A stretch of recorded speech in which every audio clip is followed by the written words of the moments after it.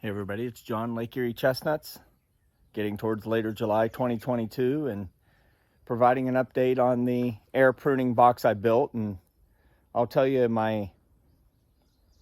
so far the results are not awesome. The biggest problem is I planted these trees too late in the spring, and there was too much of a tree sprout. I'm okay with the root, but the tree sprout was too high, and I can limp those along with just real faint light for a few days, week or two, to get them to start greening up before I give them more intense light indoors. But when you put them out here, it's survival by fire, pure sun. And we ended up with a pretty poor uptake. We got a bunch of trees that are trying to get started, and I think it will ultimately be better than it looks now.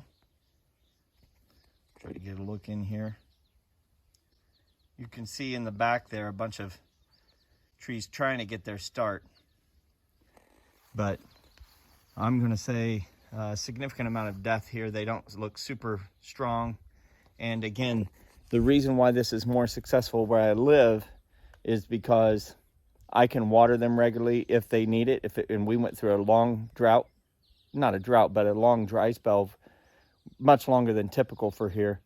And you can see some of the trees on the edge here got more dry and they got brown leaves. You can see some here too.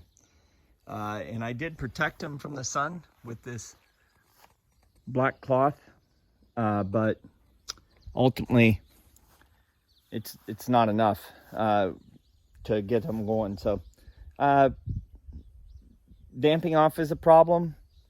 Can't keep the moisture as you know, you want to run them on the dry side, but you don't want them completely dry. They got to have something to grow. And so that's what we're seeing for growth. I have my old box over here, and it's a similar result. Again, you can see it's not a great takeoff, and these are pretty heavily shaded by this sumac. So that's the update on the air pruning box late July. Things that I would fix in the next year are going to be that I'll plant earlier. And number two, I may set up a drip irrigation so I can put it on a timer, because I do have a water source right here that I can use and make that, you know, potentially water just a little each day. But again, that'll be a fine art, because you don't want to get them too moist because they don't like that. So that's the update on the air pruning chestnuts.